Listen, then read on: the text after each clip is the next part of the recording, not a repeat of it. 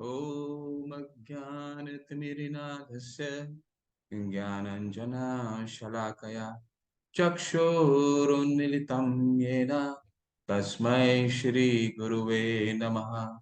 श्रीचैतन्यमनोभीष्टं स्थापितं येन भूतले स्वयं रूप कदा मह्यं ददाति स्वपदान्तिकं वन्देऽहं श्रीगुरुं श्रीयुतपदकमलं श्रीगुरुं वैष्णवांश्च श्रीरूपं सागरजातं सहगना रघुनाथं वितं सजीवं साद्वैतं सावधूतं परिजना सहिता कृष्ण चैतन्य देवं श्री राधा कृष्ण पादान् सहगना ललिता श्री विशाखावितांश। हे कृष्णा करुणा सिंधु दीनबंधु जगतपते गोपेश गोपिका कांत राधा कांत नमस्तुते ताप्त कांचन गौरांगी राधे वृंदावनेश्वरी वृषभानुसुते देवी प्रणमामि हरिप्रिये वाञ्छा कल्पतरुभ्यश्च कृपा सिन्धुभैव च पतितानां पावनेभ्यो वैष्णवे भयो नमो नमः। नमो विष्णुपादाय कृष्णपृष्ठाय भूतले श्रीमते जयपताका स्वामीति नामिने नमो आचार्यपादाय नितये कृपापदायिने गौरकथा दामदाय नगर ग्राम तारिणे नमो विष्णुपादाय कृष्णपृष्ठाय भूतले श्रीमते भक्ति वेदांत स्वामीति नामिने नमस्ते सरस्वते देवे गौरवाणी प्रचारिणे निर्विशेष शून्यवादी पाश्चात्य देश तारिणे जय श्री कृष्ण चैतन्य प्रभु नित्यानंदा श्री अद्वैत गदाधर शिवासादि गौर भक्त वृंद नमो महावदानाय कृष्ण प्रेम पदायते कृष्णाय कृष्ण चैतन्य नामने गोरीतशे नमः। जय हरे कृष्णा कृष्ण कृष्णा हरे हरे हरे राम राम राम हरे हरे। के 7वें दिन में आज सबका आपका स्वागत है। आज से बहुत ही महत्वपूर्ण अध्याय शुरू होने वाला है, 7वां अध्याय जो कि भगवत भक्ति पे है। और 7 से लेकर के 12 अध्याय जो है ये पूरी गीता का एक सारा, गीता का सबसे मूल कहते हैं जिसको क्रीम बोलते हैं, वो क्रीम है, भगवत भक्ति है। और भगवान भक्ति करने अपने बारे में, स्वयं के बारे में बताएंगे और उनकी भक्ति की किस तरह की जाए उसके बारे में चर्चा होगी आज, है ना। तो इससे पहले थोड़ा सा कल का अवलोकन करते हैं, इसके बाद फिर आगे बढ़ते हैं। तो कल हमने क्या अध्ययन किया? छठे दिन हमने अध्ययन किया ध्यान योग। तो ध्यान योग के बारे में, ध्यान योग क्या है, अष्टांग योग के बारे में कल चर्चा होती है। तो कल चर्चा हुई, तो अष्टांग योग क्या है? वो योग पद्धति जो जो योग के 8 भाग होते हैं, अष्टांग। ठीक है, तो क्या क्या भाग हैं उसके? यम, नियम। यम का क्या मतलब होता है कि क्या करना चाहिए, ठीक है। नियम, क्या नियमों का पालन करना चाहिए। यम का मतलब कि जो सन्यासी होते हैं, जो ध्यान योग करते हैं, वो ऐसा जगह चुनते हैं जो उनके भक्ति में जो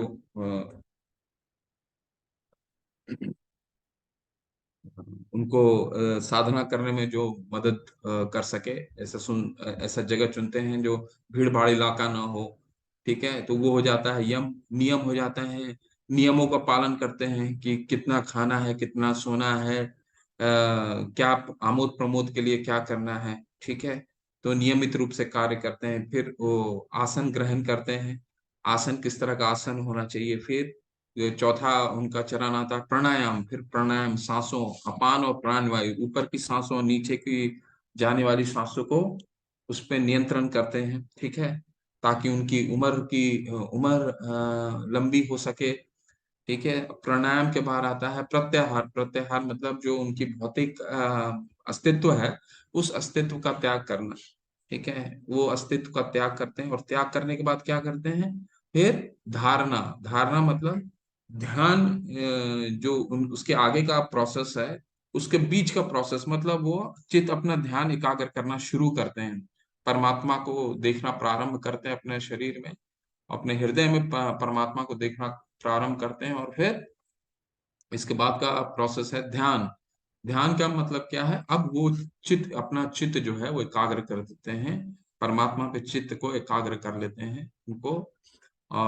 उसी तरह जिस तरह प्रभुपाद जी बताते हैं, जिस तरह एक दीपक जो होता है वो अपने लौ जो रहता है बिल्कुल, वो बुझता नहीं है, जितनी भी आंधी आ जाए तूफान, बिल्कुल वो चित्त एकाग्र कर लेते हैं। और सबसे अंत का प्रोसेस है वो क्या है? समाधि। समाधि में क्या होता है? उनको भगवान का परमात्मा रूप में दर्शन होता है। ठीक है। और ये 8 अष्टांग योग था। और अष्टांग योग के चरण, ये अर्जुन क्या बोलते हैं फिर ये कि क्या ये व्यवहारिक है इस युग के लिए? इस युग के लिए व्यवहारिक नहीं है। अर्जुन बताते हैं, चंचला ही मन कृष्णा प्रमाथि बलव्रत दृढ़म। भगवान मेरा मन बहुत चंचल है, इसको इस युग में पालन करना मेरे लिए बहुत कठिन होगा, तो इसका उपाय क्या है? तो फिर भगवान पूरा प्रोसेस बताते हैं, अभ्यास करना पड़ेगा। ठीक है। लेकिन भगवान इसके बाद फिर बताते हैं कि अर्जुन कई प्रश्न करते हैं भगवान से कि उन योगियों के क्या होता है जो कुछ दिन तक तो भगवान का आराधना, भगवान की भक्ति करते हैं, लेकिन इसके बाद उनका पतन हो जाता है। ठीक है। तो भगवान उसको दो भागों में बांटते हैं, एक जो थोड़े दिन के लिए करता है, और एक बहुत दीर्घकालीन के लिए करता है। जो थोड़े दिन के लिए करता है वो क्या होता है, उसका उसका जो अगला जन्म है वो एक धनवान परिवार में होता है। सुचि नाम श्रीमताम गे है। ठीक है। चौथा जो पॉइंट है, सुचि नाम श्रीमताम गे है, यानी धनवान परिवार या ब्राह्मण परिवार में होता है, ताकि उसको अपने जीवोपार्जन के लिए कोई मशक्कत नहीं करना पड़े और भक्ति आसानी से वो कर सके। इन्वायरमेंट मिल जाता है उसको, है ना। और फिर जो दीर्घकालीन बहुत लंबे समय तक 30 साल 40 साल 50 साल तक भक्ति करता है, उसका अगर पतन हो जाता है या उसकी मृत्यु हो जाती है, अकाल मृत्यु हो जाती है, या फिर शरीर त्याग हो जाता है, तो ऐसे भक्त का क्या होता है? तो अगला जो जन्म है उसको वैष्णव, बिल्कुल वैष्णव परिवार में उसका जन्म होगा, जैसे हमारे गुरु स्वामी शिला प्रभुपाद या उनके गुरु भक्ति सिद्धांत सरस्वती ठाकुर, जिनके जो पिता थे वो पूरे हमारे परंपरा के बहुत बड़े आचार्य भक्ति विनोद ठाकुर। तो ये अंतिम गंतव्य होता है भक्तों का। ठीक है। और इसके बाद भगवान अपना अंतिम निर्णय देते हैं कि ठीक है, अब तो मैंने तुमको बता दिया, लेकिन सर्वश्रेष्ठ योग क्या है? तो अंत में बताते हैं, योगी नाम अपि सर्वेशम मद गतेरंतरात्मनाम श्रद्धावान भजते यो माम सह में युक्तमो मता। मेरा अंतिम मत ये है अर्जुन कि जो सभी योगियों में वो योगी सर्वश्रेष्ठ है जो मेरे अंतकरण में मेरी चिंता करता है, मद गतेर अंतरात्मना, और मेरी भजते श्रद्धावान भजते यो माम, यानी यो मेरी श्रद्धा पूर्वक मेरी भक्ति सेवा करता है, वही सभी योगियों में से सर्वश्रेष्ठ है। तो भगवान भक्ति योग को सर्वोच्चता को स्थापित करते हैं, और उसके उससे फिर हमारा 7वां अध्याय आगाज होता है ना।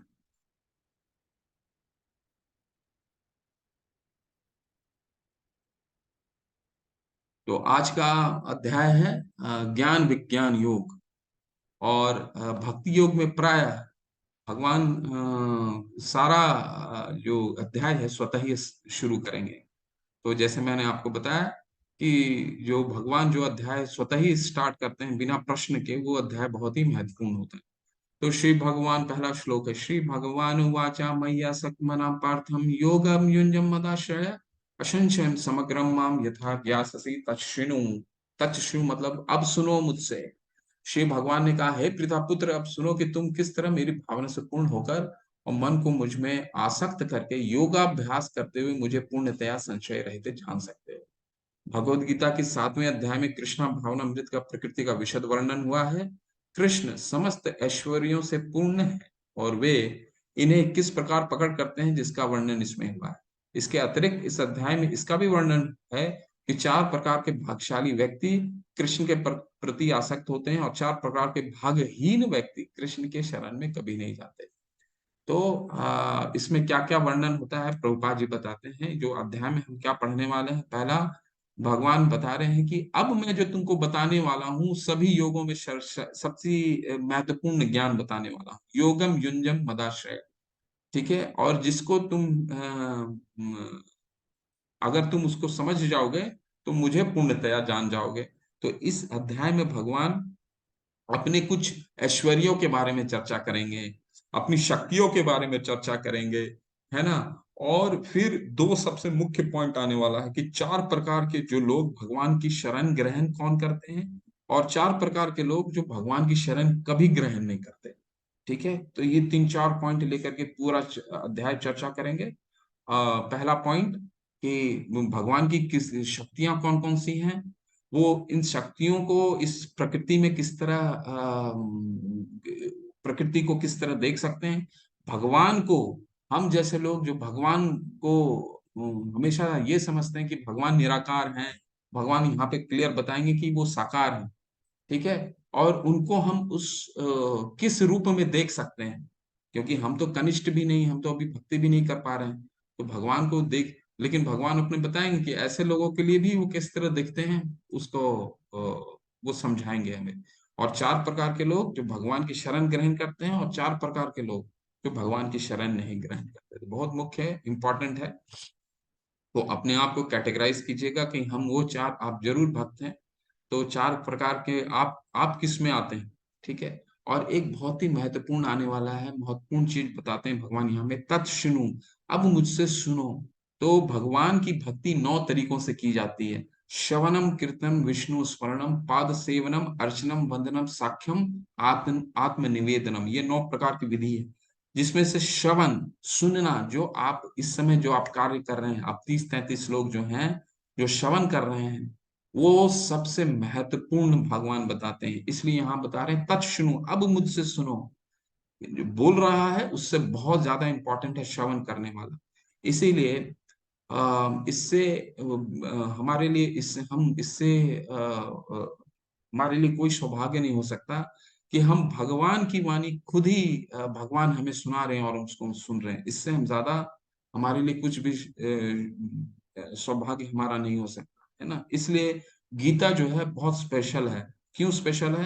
क्योंकि हम भगवान की वाणी, भगवान के स्वतः ही बोला हुआ भगवान की वाणी हम सुन रहे हैं भगवान द्वारा। इसलिए गीता बहुत स्पेशल है। अब मैं तुमसे पूर्ण रूप से व्यवहारिक तथा दिव्य ज्ञान कहूंगा, और इसे जान लेने पर तुम्हें जानने के लिए और कुछ भी शेष नहीं रहेगा।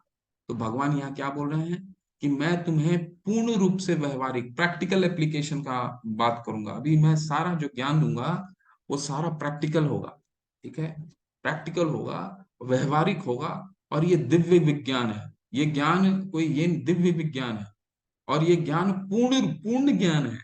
ठीक है, तो पूर्ण ज्ञान कौन दे सकता है? वही जिसके पास अनलिमिटेड ज्ञान हो। तो अनलिमिटेड क्या ज्ञान है? जैसे मैंने आपको पहला दिन दूसरे दिन बताया था, भगवान, भग के 6 ऐश्वर्य से बना हुए हैं भगवान। पराशर मुनि व्यास देव के पिता बताते हैं 6 ऐश्वर्य क्या क्या है, क्या क्या है। धन, बल, आप लोग बताइए, आप लोग शेयर कीजिए, चैट बॉक्स में डालिए। भगवान के 6 ऐश्वर्य हैं, वो अनलिमिटेड है। वो कौन कौन से हैं? आप लोग चैट बॉक्स में डालिए, कौन कौन से 6 ऐश्वर्य हैं भगवान के। भगवान पराशर मुनि ने 6 ऐश्वर्यों के बारे में, भगवान के बारे में बताया। वो 6 ऐश्वर्य क्या हैं भगवान के? हरे कृष्णा। शेयर कीजिए, चैट बॉक्स में डालिए, या हैंड रेस कीजिए। आप लोग बता सकते हैं कि भगवान के 6 ऐश्वर्य कौन से हैं, अनलिमिटेड हैं, जो पराशर मुनि डालते हैं। जी आकाश प्रभु। बल, धन, धन बल बुद्धि सौंदर्य, पल्लवी गुप्ता माता जी। ज्ञान बल बुद्धि धन, खुशी माता जी। हरि बोल आ रहे हैं, जवाब आ रहे हैं। मुन्नी माता जी कह रहे हैं धन बल ज्ञान सौंदर्य वैराग्य, 3 4 5 एक रह गया मुन्नी माता ji. Knowledge wealth fame strength beauty, 3 2 5 रह गया अंशुमन प्रभु ji. Aditya, all attractive all powerful all riches. Hmm ज्ञान के सागर ममता माता ji. Knowledge, Santu Panda. Wealth, fame, strength, beauty, renunciation. हरे बोल संत पांडा जी, हरि बोल। बिल्कुल, रिनंशिएशन, वैराग्य, ठीक है, प्रेम। आप लोगों ने भाग लिया, धन्यवाद। हरे हरि बोल, हरि बोल।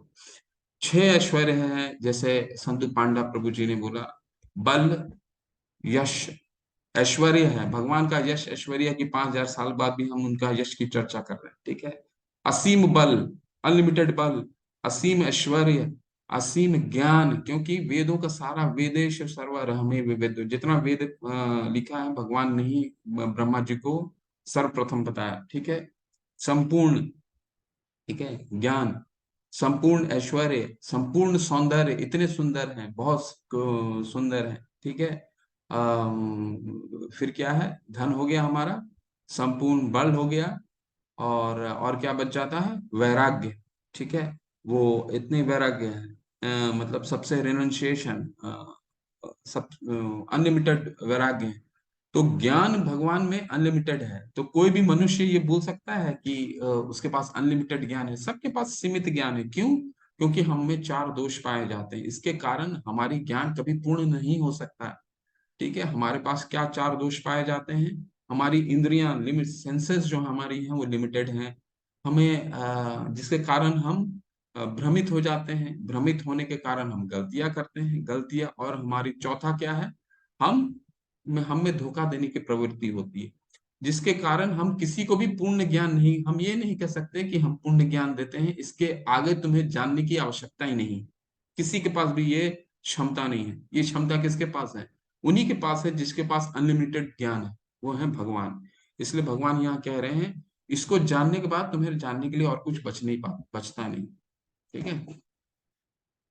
बहुत सुंदर श्लोक है। भगवान बताते हैं कि मनुष्य नाम सहस्त्रेषु कश्चिद् यतति सिद्धये यततामपि सिद्धानाम कश्चिन् माम वेति तत्वतः।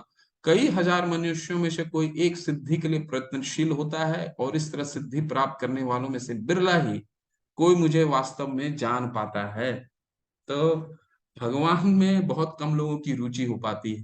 अब देखिए, कई लोग रजिस्टर करते हैं, ठीक है। कई लोग रजिस्ट्री 300 350 रजिस्टर करते हैं, हर लेवल पे, हर कोर्स पे कितने लोग आते हैं और कितने लोग ज्वाइन करते हैं, उसमें से कितने लोग 18 दिन तक सस्टेन कर पाते हैं। तो भगवान को ये ज्ञात है कि कलयुग में क्या होने वाला है।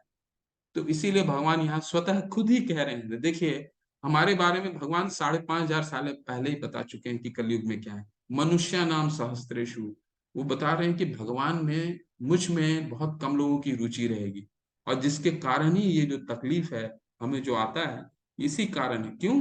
क्योंकि आहार निद्रा भय मैथुनम च समन्वयम एतत् पशु नारणम। हमारा, हम अपना संपूर्ण जीवन यही 4 चीजों के बीच लगाते हैं, आहार निद्रा भय मैथुनम, ठीक है। और जो हम में और पशु में भिन्नता नहीं ला पाता, ठीक है, ऐसा युधिष्ठिर महाराज बताते हैं। धर्म ही तेषम अधिक विशेषो, धर्म ही हमको एक दूसरे से अलग करता है। और अगर हम धर्म का निर्वाह नहीं कर रहे हैं, तो धर्मेन ही न पशु भी नारणम, हम पशु भी सामना, यानी हम पशु के समान ही हैं अगर धर्म का। इसीलिए आप जैसे इस चित्र के माध्यम से देखिए, एक एक उदाहरण है कि मान लीजिए एक शहर में मैराथन का आयोजन किया जाता है। तो दौड़ तो सारे लोग सकते हैं, जिसमें थोड़ी सी अगर दौड़ने की क्षमता नहीं, उनको छोड़ दिया जाए तो सारे लोग दौड़ सकते हैं। लेकिन कितने लोग उस दौड़ में भाग लेते हैं? बहुत कम लोग भाग लेते हैं। और उसमें से भी कितने लोग उस दौड़ को पूरा कर पाते हैं? बहुत कम लोग, है ना। क्यों? क्योंकि भगवान स्वतः ही कह रहे हैं कि मुझ तक बहुत कम लोग मुझ तक बहुत कम लोग पहुंच पाते हैं, ठीक है। मुझको जानने की लोगों को इस कलयुग में बहुत कम लोगों को रुचि रहेगा, ऐसा भगवान स्वतः ही बता रहे हैं। अब भगवान की शक्तियों के बारे में जान लीजिए, बहुत ही इंपॉर्टेंट है। भगवान की कितनी शक्तियां होती हैं? मुख्यतः भगवान की 2 शक्तियां होती हैं। कौन कौन सी शक्तियां हैं? एक शक्ति वो है जिससे ये भौतिक जगत है, उसको कहते हैं बहिरंगा शक्ति। और एक शक्ति है जो भगवान की आध्यात्मिक शक्ति है, ठीक है। तो इन शक्तियों का वर्णन है। ये पहला शक्ति है जिसको बहिरंगा, या फिर ये भौतिक जगत जो है, ये प्रकृति, ये किस शक्ति के द्वारा संचालन होता है, ये भगवान इस अध्याय इस श्लोक में बता रहे हैं। भूमिर अपनलो वायु खम मन बुद्धि रेव च अहंकार इति यमे भिन्न प्रकृतिरिष्टधा। पृथ्वी जल अग्नि वायु आकाश मन बुद्धि तथा अहंकार, ये 8 प्रकार की से विभक्त मेरी भिन्न प्रकृतियां हैं। तो ये 8, जिसमें ये 8 शक्तियां हैं, जिसके कारण ये पूरा भौतिक जगत इसी इसमें इसको और एक्सपैंड होता है। ये 24 तक जाता है, लेकिन अभी ये समझने का प्रयास कीजिए, फिर 13वें अध्याय में और इसका विस्तार होगा। तो बहिरंगा शक्ति, ये भौतिक शक्ति जो है, जिसको दैवी शक्ति भी बोलते हैं, ये जिसके अंतर्गत हम लोग, जिसे ये भौतिक जगत है, तो उसमें उसमें 5 स्थूल तत्व हैं, जिसके कारण ये कौन कौन से हैं? पृथ्वी, जल, अग्नि, वायु और खम यानी आकाश।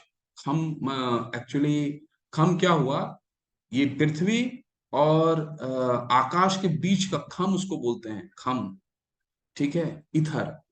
तो ये 5 स्थूल तत्व हैं और 3 हैं सूक्ष्म तत्व। सूक्ष्म तत्व कौन से हुए? जो हमारा विज्ञान जो है वो नहीं बता पाता। मन, बुद्धि, अहंकार। अब ये जो है, ये अपरा शक्ति बोलते हैं भगवान को, या बहिरंगा शक्ति। तो इन शक्तियों के द्वारा ये प्रकृति संचालित होती है। अब आप बोलेंगे कि ये मन शक्ति कैसे हो गया भगवान का? या बुद्धि या अहंकार? अहंकार, मिथ्या अहंकार, ईगो, फॉल्स ईगो, जो हमारा आता है ना, कि हमने ये कर दिया, हमने ये कर दिया, वो एक भगवान की शक्ति है, मिथ्या अहंकार। अब सोचिए, एक छोटा बच्चा जब जन्म लेता है, सोचिए एक माता का 2 बच्चे होते हैं, दोनों छोटे हैं, एक छोटा है, एक थोड़ा सा ऊपर से थोड़ा बड़ा हुआ है। लेकिन बड़ा जो होता है, 4-5 साल का बच्चा हो जाता है, उसे कुछ नहीं ज्ञान होता है, उसको अभी माता पिता ने कोई ज्ञान नहीं दिया, अभी वो बाहर जाना भी शुरू नहीं किया। लेकिन आप उसको देखते होंगे कि वो, अगर माता छोटे बच्चे को थोड़ा सा, उनका छोटा जो बच्चा होता है, उनको दुलार कर रही है या उनको कुछ कर रही है, तो उस बड़े बच्चा जो है, जो 2-3 साल जस्ट बड़ा हुआ है, उसको एक अहंकार आ जाता है कि मेरे को छोड़ के माँ ने ये छोटे बच्चे को कैसे, ये जो छोटा लड़का है, इसको कैसे, या छोटा लड़की है, इसको कैसे माँ दुलार कर रही है। तो सोच के देखिए, ये अहंकार कहाँ से आता है? ये सूक्ष्म तत्व है, जो हमारे जन्म के साथ ही हमारे साथ आता है, उसे सिखाने की आवश्यकता नहीं पड़ती। ठीक है, तो ये जो शक्तियां हैं, ये भगवान की, ये प्रकृति, ये 8 भगवान की बहिरंगा शक्ति है, या अपरा शक्ति इसको बोलते हैं। और एक भगवान की आध्यात्मिक शक्ति है। ठीक है, इस आध्यात्मिक शक्ति है, उसको, उसका श्लोक आता है, ये 7 का 5। अप्रेयम इतस्तन्य प्रकृतिम विद्धि में परम जीव भूता महाबाहो येदम धार्यते जगत। हे महाबाहु अर्जुन, इसके अनके अतिरिक्त मेरी एक अन्य पराशक्ति है, जो इन जीवों से युक्त है, जो इस भौतिक अपराशक्ति या प्रकृति के साधनों का विदोहन कर रहे हैं। यानी जो जीव हैं, हम ये जितने आपको चित्र के माध्यम से दिख रहे हैं, ये जितने जीव हैं, ये भगवान की आध्यात्मिक शक्ति हैं। आप सरप्राइज हो गए होंगे कि हम आध्यात्मिक शक्ति हैं। तो जी, हम लोग जितने जीव तत्व हैं, ये सारे भगवान की आध्यात्मिक शक्ति हैं। वो कैसे? क्योंकि हम लोग हमारा जो आत्मा है वो शाश्वत है, तो भगवान के साथ ही रहता है। लेकिन क्योंकि हम इस भौतिक भोग का, अपने आप को भगवान भोक्ता राम है, तो हम अपने आप को भी भोक्ता समझ लेते हैं, प्रकृति को भोग करने के हिसाब से। ठीक है, तो हम यहाँ पे इस हम हैं भगवान के अंश।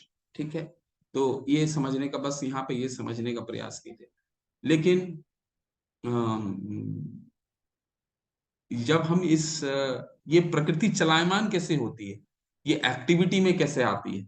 तो ये एक्टिविटी में कैसे आती है, ये जो जीव है, जो मान लीजिए एक कार है, कार बिना ड्राइवर के तो चल नहीं पाएगा। तो ये जो प्रकृति है, ये बिना ड्राइवर के एक कार है, और इस ड्राइवर कौन है? जीव, हम जैसे जीव। ये जितने जीव आपको चित्र में दिख रहे हैं, ये जब कार में बैठते हैं, तो इसको एक्टिव एक्टिव करते हैं, चलायमान करते हैं। ठीक है, तो चलायमान कैसी होती है? जब ये, इसको हम विदोहन करते हैं, ठीक है, तब ये चलायमान होता है। लेकिन हमारा क्या है? हम क्या करते हैं इस जगत में आके, हम इस जगत में आकर के अपने आप को भोक्ताराम समझने लगते हैं। फॉर एन एग्जाम्पल, एक उदाहरण के रूप में मान लीजिए एक किसान है, या वो एक पेड़ लगाता है, ठीक है, पेड़ लगाता है, धीरे धीरे पेड़ लगाता है, पेड़, जबकि वो उसमें से कोई कार्य नहीं किया है, बीज तक नहीं बनाया है, बीज भगवान का बनाया हुआ बीज बनाता है, वो पेड़ उगता है, उसके फल आते हैं, तो अपने आप को समझता है कि ये इस पेड़ को तो मैंने ही जन्म दिया है, इसका फल का भोक्ता तो मैं हूं, मैं इसको फल खाऊंगा, जिसके कारण वो अपने आप को इस प्रकृति में भोक्ताराम बन जाता है, जबकि उसका कोई रोल नहीं है, वो बस भगवान की दी हुई वस्तु को सेवा सेवा द्वारा कर रहा है कार्य। बाकी ना ही वो उसको धूप देने, ना ही वो उसको सनलाइट दे सकता है, ना ही उसको पानी दे सकता है, ना ही उसका बीज उसके हाथ में है। तो हमारा, हम इसी के लिए हम ये प्रकृति में बध जाते हैं, क्योंकि हम अपने आप को भुगता समझने लग जाते हैं। ठीक है, तो ये विदोहन है। सारे प्राणियों का उद्गम इन दोनों शक्तियों में है। इस जगत में जो कुछ भी भौतिक तथा आध्यात्मिक है, उसकी उत्पत्ति तथा प्रलय मुझी से जानो। ठीक है, तो इसको हम समझते हैं, पहले आप लोगों का थोड़ा सा।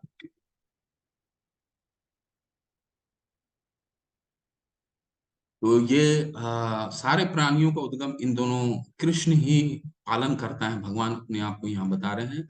सारे प्राणियों का उद्गम इन दोनों शक्तियों में है। तो कैसे है? तो भगवान, ये जो आप चित्र देख रहे हैं, सर्वप्रथम भगवान अपने आप को महाविष्णु के रूप में एक्सपैंड करते हैं उसको, और इनके सांस से, जो भी एक दिन और मैंने बताया, तो बुलबुला जो होता है, ठीक है, एक एक बुलबुले में, हर बुलबुला एक ब्रह्मांड होता है, ठीक है, ब्रह्मांड के रूप में निकलता है। फिर ये जो महाविष्णु है, जो आप देख रहे हैं, जो गर्भोतक कारणोदक्षाय कारण सागर में लेटे हुए रहते हैं, ये अपने आप को हर एक ब्रह्मांड में एक्सपैंड करते हैं, गर्भोदक्षाय विष्णु के रूप में, जो ब्रह्मांड में दोबारा जाते हैं। और उस गर्भोदक्षाय जो विष्णु होते हैं, वो गर्भकोश सागर में लेटते हैं, और उनसे फिर कमलनाल निकलता है, जिससे ब्रह्मा जी आते हैं, जिससे सृष्टि उत्पन्न होती है। ब्रह्मा जी का कार्य है क्या है? ये सृष्टि को निर्माण करना। और हर सृष्टि में, हर जड़ और चेतन वस्तु में भगवान गर्भोदक्षाय विष्णु दोबारा तिबारा शिरोदक्षाय विष्णु के रूप में अपने आप को दोबारा एक्सपैंड करते हैं। ठीक है, जिसके कारण बोलते हैं ना, ब्रह्मा विष्णु महेश। तो महेश जो है, कैसे पालन करते हैं? तो हर एक वस्तु में, कण, छोटे से छोटे कण, एटम में भी शिरोदक्षाई विष्णु के रूप में भगवान रहते हैं, और इस तरह वो उसको पालन करते हैं। ठीक है, तो भगवान ही सबके मूल आधार हैं, यहाँ भगवान बताएं। हे धनंजय, मुझसे श्रेष्ठ कोई सत्य नहीं है। जिस जिस प्रकार मोती धागे में गुथा रहता है, उसी प्रकार सब कुछ मुझ पर ही आश्रित है। मत्त परतरम अनन्यत किंचित दस्ति धनंजय, मई सर्विदम प्रोतम सूत्रे मणिगणा इव। यानी, एक जिस तरह मोती, भगवान बता रहे हैं, मुझसे सर्वश्रेष्ठ सत्य कुछ भी नहीं है, मैं ही सब जीवों का पालन करता हूँ, मुझसे ही सारी जीव उत्पन्न होती है। अब यहां से भगवान निरंतर इस चीज को रिपीट करेंगे। ठीक है, निरंतर रिपीट करेंगे, 9वें अध्याय में भी बोलेंगे, 10वें अध्याय में भी बोलेंगे। तो हमें बस समझना है भगवान क्या कर रहे हैं, इसलिए भगवान शुरू में ही कह रहे हैं, तत्शृणु। अगर ये मुझे सुन करके समझ गए, तो तुमको समझने के लिए श्रेष्ठ नहीं रह जाएगा। तो हमारा जितना भी कंफ्यूजन है, एक से लेकर के छठे अध्याय तक कंफ्यूजन है कि कौन क्या है, कौन कब आते हैं, तो ये अभी बस आप लोग सुनते रहिए, अभी कोई संशय मन में मत लाइए। क्यों?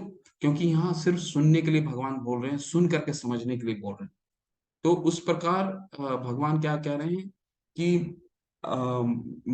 मैं जो हूँ, अब जैसे ये माला होता है, तो मोती, भगवान बता रहे हैं कि मोती जिस तरह एक माला में पिरोए हुए रहता है, एक धागे में, धागा नहीं दिखता, लेकिन आप माला को देख पाते हैं। ठीक है, उसी तरह ये पूरा दृश्य, ये पूरा जो दृष्टि है, सृष्टि है, ये पूरा अपने आप में चलायमान है। लोग बोलते हैं ये ऑटोमेटिक है, सूर्य उदय हो रहा है, ठीक है, सूर्य उदय हो रहा है, हवा चल रहा है, बारिश होती है, लेकिन ये कोई भी ऑटोमेटिक अरेंजमेंट नहीं है। ये भगवान का दिया हुआ निर्माण, ऐसा किया हुआ सृष्टि है कि सब कुछ इस तरह चलायमान दिखता है। फॉर एन एग्जाम्पल, उदाहरण के रूप में आप समझिए, एक एटीएम मशीन में आप जाते हैं। एटीएम मशीन तो स्वतः ही आपको पैसा नहीं देता, हमें लगता है वो ऑटोमेटेड टेलर मशीन है, लेकिन उसके पीछे तो कोई इंजीनियर रहते हैं जो उस मशीन को बनाते हैं। ठीक है, उसमें पैसे डालते हैं, हम जाते हैं और उसको इस तरह ऑपरेट करते हैं, तो पैसा निकल के आता है। उसी तरह ये पूरा दृश्य जगत, ये पूरी सृष्टि, हर एक प्लेनेट अपने अपने ऑर्बिट में चल रहा है। हर सूर्य उदय उसी समय पे हो रहा है, कुछ भी ऑटोमेटिक नहीं है। ये इस तरह भगवान का अरेंजमेंट है। जिस तरह एक माला, आपको मोती का माला जो दिखता है, वो धागा नहीं दिखता, लेकिन माला को किस तरह पिरोया रहता है, उसी तरह भगवान ने पूरे दृश्य जगत, ये सृष्टि को पिरोया हुआ है और उसको चलायमान करते रहते हैं। ठीक है, वो भगवान की शक्ति के द्वारा चलायमान होता है। ठीक है, तो ये बहुत ही महत्वपूर्ण है समझने के लिए। कुछ भी चीज ऑटोमेटिक नहीं है, भगवान यहाँ स्वतः ही बता रहे हैं। इसको दोबारा भगवान 9वें में रिपीट करेंगे, 10वें में दोबारा रिपीट करेंगे।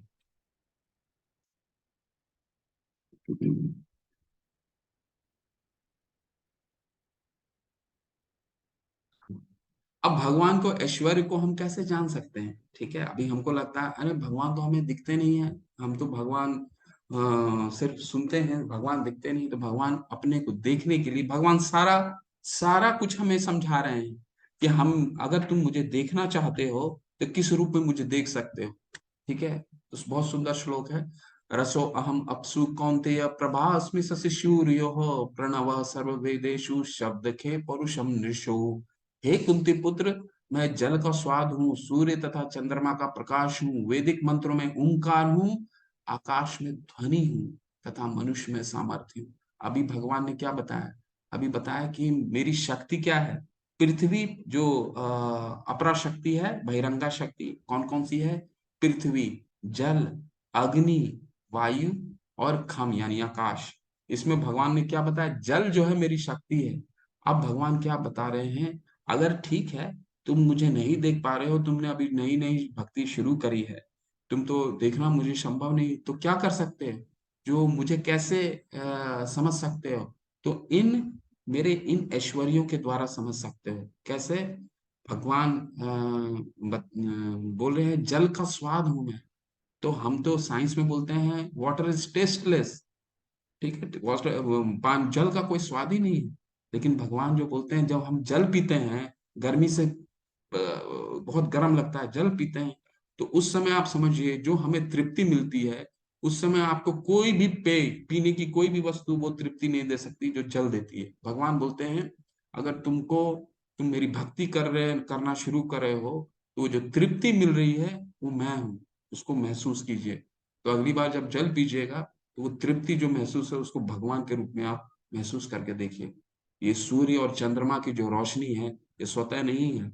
ये एक बार सुबह उठिए कभी, और सूर्य के देव के 5, साढ़े 5:45 के करीब, 5:40 के करीब सूर्य की रोशनी हल्की होती है, उसको देखने का प्रयास कीजिए और महसूस करने का प्रयास कीजिए कि भगवान की ये ऐश्वर्य है।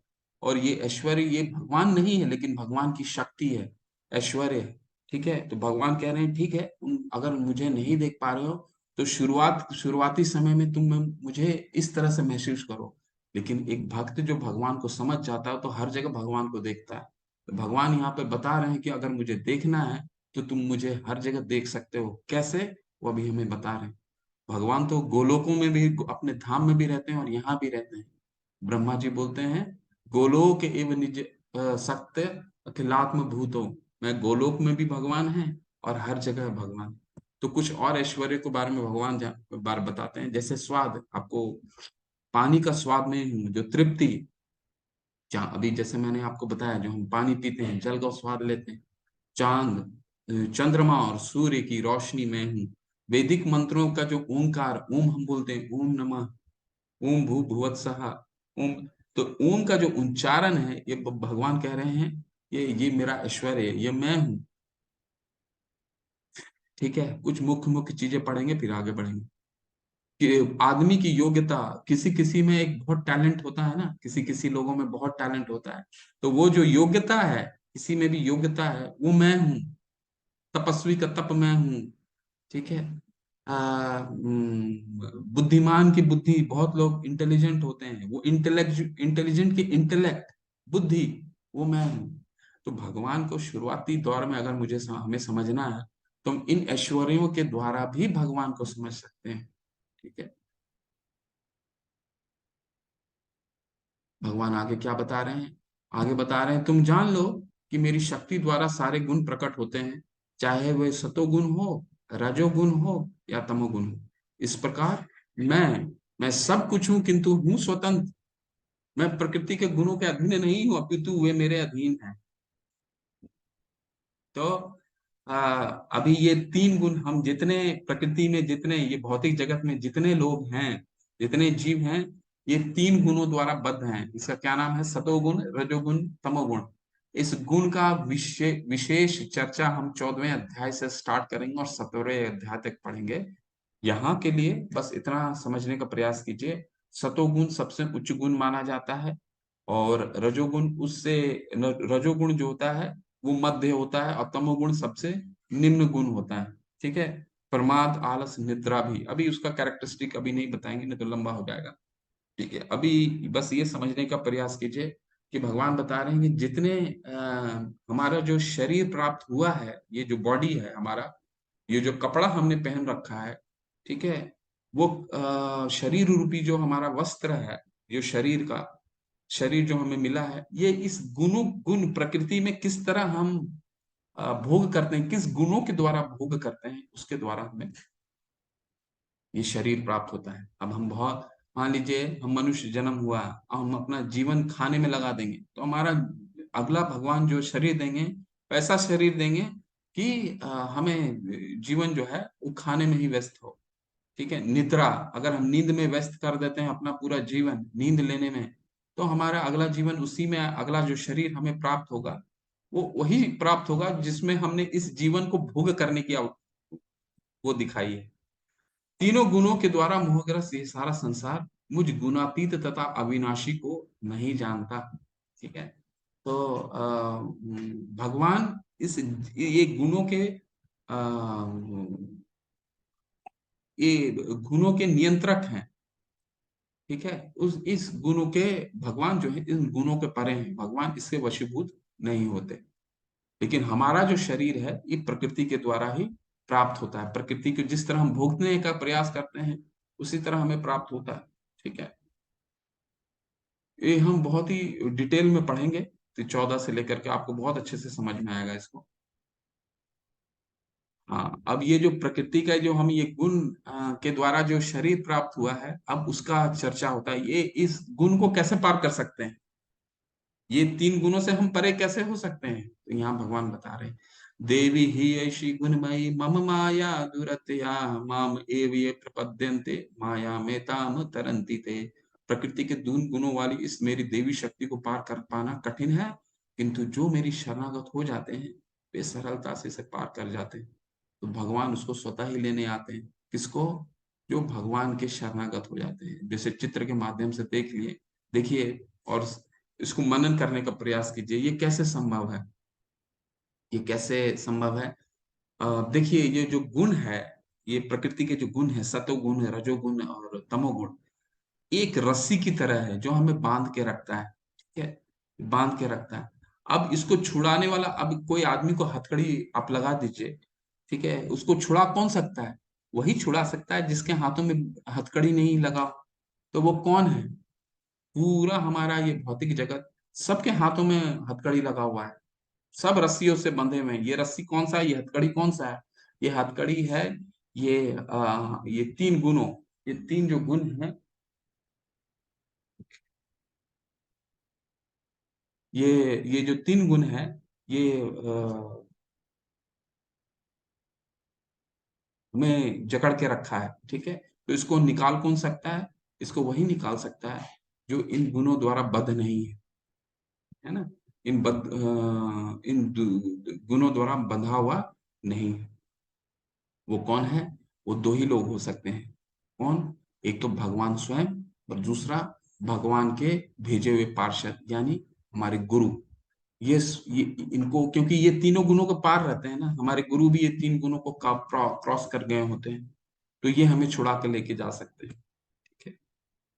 अब भगवान हमें बताएंगे कि चार प्रकार के कौन वो लोग हैं जो भगवान के कभी शरण शरण में नहीं आते, और चार प्रकार के कौन लोग हैं जो भगवान के शरण ग्रहण करते हैं।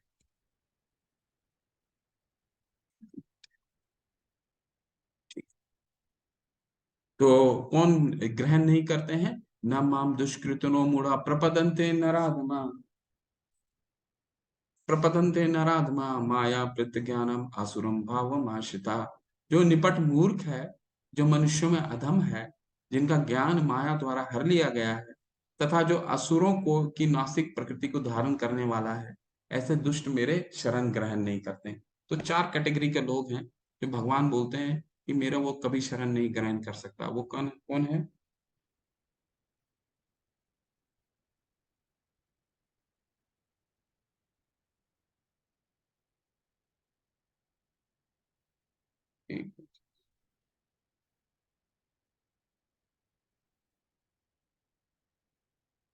वो चार कैटेगरी के कौन लोग हैं?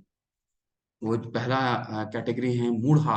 न माम दुष्कृतनो मूढ़ा प्रपदन्ते नराधमा। मूढ़ा पहला कैटेगरी का लोग है। मूढ़ा कौन होते हैं? मूर्ख जिसको बोलते हैं, जो अपने श्रम के माध्यम, मतलब उनका क्या, मूढ़ा को किसको बोल रहे हैं भगवान? वो लोग जो सुबह से शाम सिर्फ श्रम करते हैं, हार्ड वर्क करते हैं, 8 बजे से सुबह से लेकर के 8 बजे रात तक, जो जो सुबह से शाम तक खटते हैं, और उनको लगता है कि ये मैंने जो भी कमाया है ये मैंने ही अपने लिए कमाया है।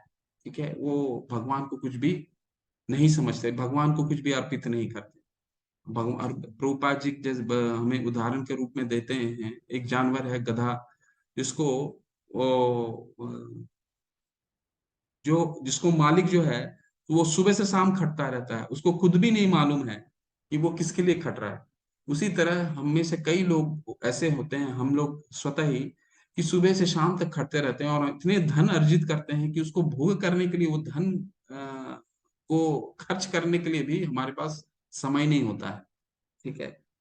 तो हमारे को मालूम ही नहीं है जीवन का उद्देश्य क्या है, तो वो उसको कह रहे हैं मूढ़ा, पहला कैटेगरी। दूसरा कैटेगरी क्या है? प्रपदन्ते नराधमा, नराधम, जो मनुष्यों में सबसे नीच है। जो व्यक्ति जो भक्ति करने के बाद इससे छोड़ देता है, भगवान से अपने संबंध को भूल जाता है, यानी नराधम किसको बोलते हैं? नर में सबसे अधम, जो सबसे अधम है नर में। ठीक है। ऐसे कौन लोग होते हैं? ऐसे हम में से कई लोग होते हैं जिनको, जो सामाजिक और आध्यात्मिक स्तर में उनको मालूम है कि भगवान कौन है, मंदिर में जाना एक शुभ कार्य है, सब कुछ मालूम है उनको, फिर भी वो नहीं जाते भगवान का।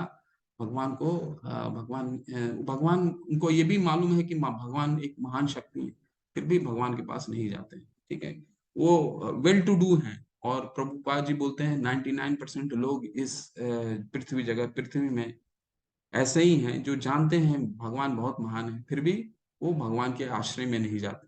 थर्ड कैटेगरी कौन है? माया अप्रत ज्ञाना, जिसको जिसको ये इस कैटेगरी में कई कई नॉलेजेबल लोग आते हैं। माया अप्रत ज्ञाना, जिसको माया ज्ञान द्वारा माया ने हर लिया है, उनके जो ज्ञान है माया ने हर लिया है।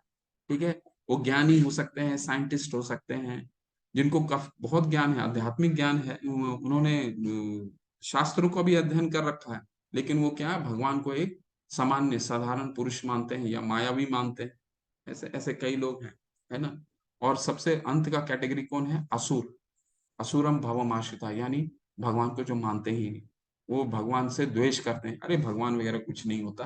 नास्तिक, नास्तिक जिसको बोलते हैं, नास्तिक प्रवृत्ति, तो वो कहते हैं असुरम भवम आश्रिता। तो चार कैटेगरी हो गए: मूढ़ा, नराधम, माया ज्ञाना और असुर। ये चार कैटेगरी भगवान का कभी ग्रहण नहीं करते। कौन चार कैटेगरी ग्रहण करते हैं? चतुर्विजा भजन्ते माम जना सुकृतो अर्जुन अर्थ आर्तो जिज्ञासु अर्थार्थी ज्ञानी च भरत ऋषभ। हे भरत श्रेष्ठ, चार प्रकार के पुण्य आत्मा मेरी सेवा करते हैं। ये हैं आर्त, जिज्ञासु, अर्थार्थी तथा ज्ञानी। इस योग भगवान कह रहे हैं कि लोगों की चार श्रेणियां हैं। वे जो पीड़ित हैं, वे जिन्हें धन की आवश्यकता है, वे जिन्हें जिज्ञासा है, और वे जिन्हें परम सत्य का ज्ञान है। ये सारे लोग विभिन्न परिस्थितियों में परमेश्वर की भक्ति करते रहते हैं। शुद्ध भक्ति निष्काम होती है और उसमें किसी लाभ की आकांक्षा नहीं रहती। यानी ये चार तरह के लोग होते हैं। कौन कौन से हैं ये? पहला है आर्तो। अब इसको हम और अच्छे से पढ़ते हैं। इसमें इस आर्तो, आर्तो यानी होते हैं जिसको जो कोई कष्ट में है, जो कष्ट में है। आर्थो, अर्थार्थी, जिज्ञासी और ज्ञानी, ये चार प्रकार के लोग भगवान के शरण ग्रहण करते हैं। आर्थो कौन हो गया? जो कोई पेन में है, कोई तकलीफ में है। अब जैसे ये गजेंद्र है, ये गजेंद्र जो हाथी, पहला चित्र आप देख रहे हैं, हाथी, ये भगवान का बहुत बड़ा, स्वर्ग में है, भगवान का बहुत बड़ा भक्त होता है, और इसको एक मगर ने पकड़ा रखा है और वो छुड़ा नहीं पा रहा है। तो भगवान की अर्चना करता है, भगवान को याद करता है, भगवान उसको बचाने आते हैं। तो ऐसे लोग कौन होते हैं? जो भगवान को जो कोई तकलीफ में है और भगवान को पुकार रहे हैं, वो भगवान के भक्त होते हैं, लेकिन कोई कारण से भगवान को पुकारते हैं। क्या कारण हो सकता है? उनको कोई चीज का तकलीफ है। अब जैसे द्रौपदी है, द्रौपदी का जब पूरे भरी सभा में जब उनका अपमान हो रहा था, तो वो भी इसके उदाहरण है कि वो जब तकलीफ में थे तो भगवान को उन्होंने याद किया। तो आर्तो इसको कहते हैं, आर्थो। ठीक है। तीसरा जो चित्र देख रहे हैं, सुख मुनि है, ये व्यासदेव के पुत्र। ठीक है। तो ये 12 साल तक अपने माता के गर्भ से आए ही नहीं, क्योंकि ये भगवान के निराकार रूप में विश्वास था इनको। तो ये सोचते थे कि अगर मैं बाहर आ जाऊंगा तो ये भौतिक जगत से बंध जाऊंगा, है ना। तो ये आ ही नहीं रहे थे, तो पेन में थे इनकी माता। तो ये भी भगवान से इन्होंने अर्चना की। इसके बाद आते हैं जिज्ञासु।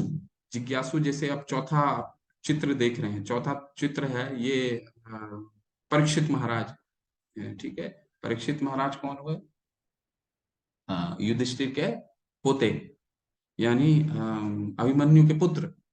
ठीक है। तो इनको जब पता चल गया, इनको ब्राह्मण से श्राप मिल गया कि 7 दिन के भीतर ही इनकी मृत्यु हो जाएगा।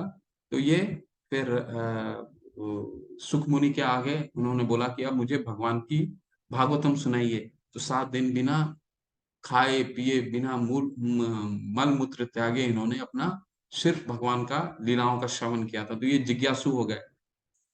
ध्रुव महाराज जो पांचवा तस्वीर है, ध्रुव महाराज, ये 5 साल के, ये अर्थार्थी, अर्थार्थी होता है कैटेगरी कौन सा? आर्थ। अभी हमने आर्थो कवर किया। आर्थो कौन होते हैं? जिनको किसी तरह का पेन है। फिर जिज्ञासु, जो भगवान के बारे में कुछ जानने की इच्छुक रखते हैं। अब हम कवर कर रहे हैं अर्थार्थी। अर्थार्थी जिसको धन लाभ चाहिए। ठीक है। अब जैसे ध्रुव महाराज थे, तो ध्रुव महाराज जो है, उनको पिता, इनकी जो सौतेली माँ है, इन्होंने उनको अपमान करती हैं। तो अपनी माता से जाकर के पूछते हैं कि मुझे आप मेरी माता, भगवान मुझे अब मेरे जो पिता हैं उनसे भी बड़ा राज्य चाहिए।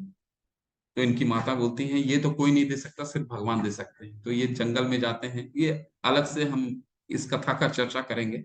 आज बस ये बता दे रहे हैं कि जब ये भगवान की अर्चना करते हैं, क्यों? क्योंकि इनको अपने पिता से भी बड़ा राज्य चाहिए रहता है। फिर या सुग्रीव हो गए। सुग्रीव को क्या किया था? इनके भाई बाली ने इनका पूरा राज्य और इनकी पत्नी को अपने पास रख लिया था, जिसके कारण वो भगवान राम के पास ये लेकर के गए कि आप इनको छुड़ा लीजिए। और अंत में आते हैं ज्ञानी। तो ज्ञानी कौन होते हैं? जो भगवान के बारे में जानते हैं और भगवान के को और जानने के लिए वो भगवान का शास्त्रों का अध्ययन करते हैं। ठीक है। तो ये चार कैटेगरी के लोग हैं जो भगवान के हमेशा शरण में जाते हैं। अब इनमें से सर्वश्रेष्ठ कौन है वो भगवान बताएंगे। तेषाम ज्ञानी नित्युक्ता एक भक्ति विशिष्यते प्रियो ही ज्ञानी यथर्थम महम स च मम प्रिय। इनमें से जो परम परम ज्ञानी है और शुद्ध भक्ति में लगा हुआ रहता है, वह सर्वश्रेष्ठ है, क्योंकि मैं उसे अत्यंत प्रिय हूं और वह मुझे प्रिय है।